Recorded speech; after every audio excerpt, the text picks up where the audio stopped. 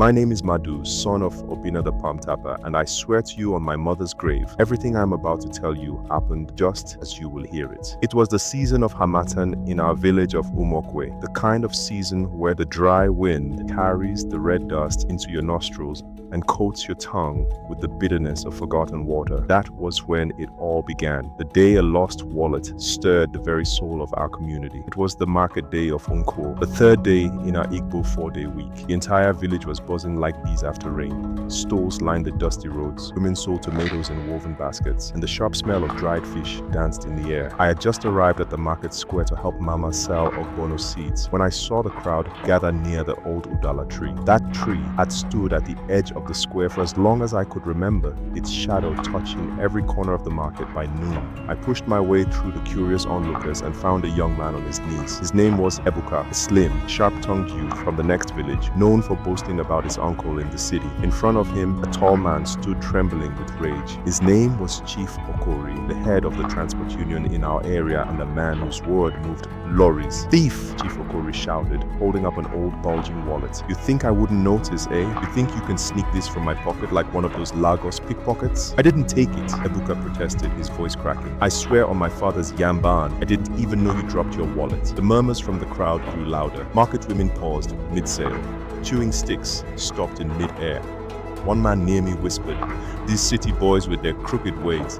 He looks like a thief, doesn't he?" I said nothing, just watched. It was then that the old beggar who always sat under the Udala tree rose to his feet.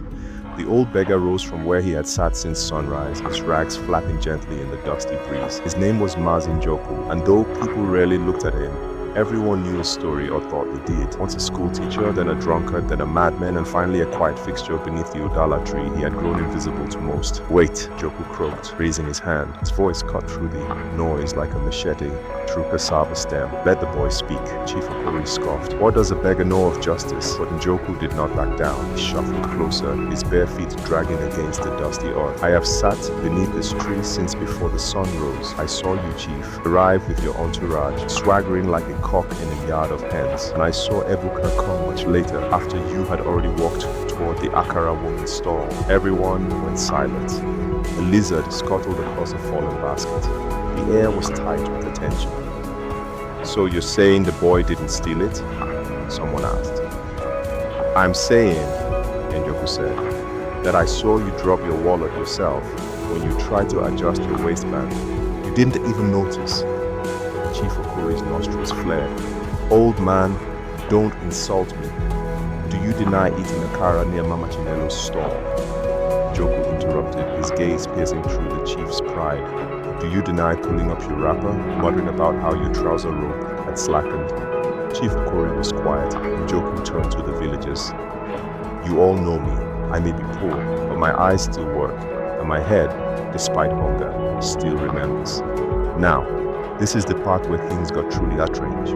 Just as murmurs of 'it's true' started to ripple through the crowd, a voice broke out from behind us.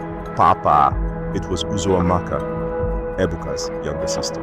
She had been selling roasted plantain when the crowd formed. She ran to her brother, kneeling beside him with tears in her eyes.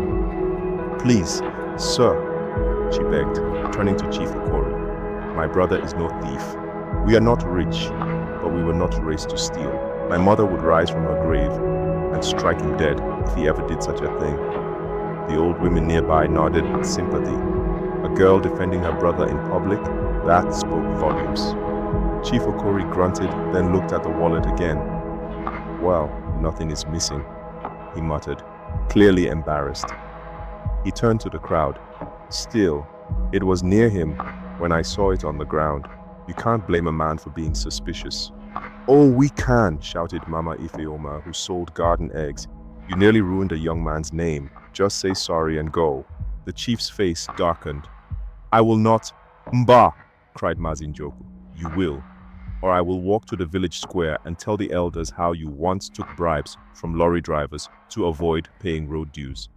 The chief's mouth dropped open. "That was 10 years ago."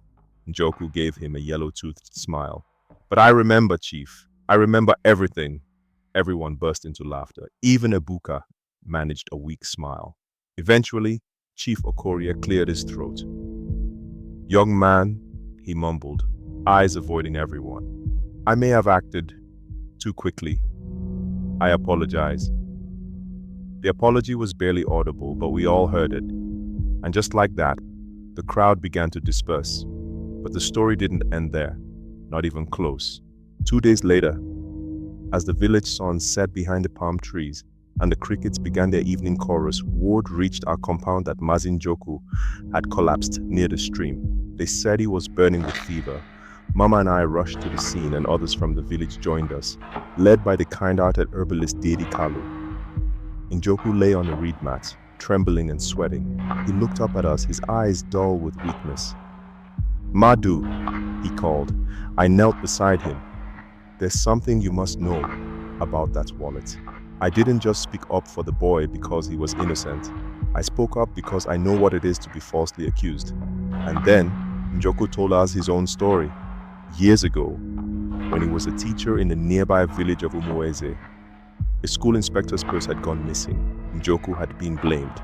He was stripped of his job, his dignity, and his home. No one believed him, not even his wife. She left with their only daughter, and Njoku never saw them again. I came to Umokwe to die in peace, he whispered. But I couldn't let that boy suffer what I did. Not again. That night, we sat with him till morning, feeding him pepper soup and rubbing his feet with shea butter. He survived the fever, barely. But something had changed in all of us. Chief Okori, perhaps out of guilt or fear, donated a new set of clothes to Njoku the next market day. A young woman offered him a small corner in her shed where he could sleep. Mama Chinelo promised him free akara on Onko days. People began to greet him properly, calling him Mezi Njoku. Again, not just that beggar.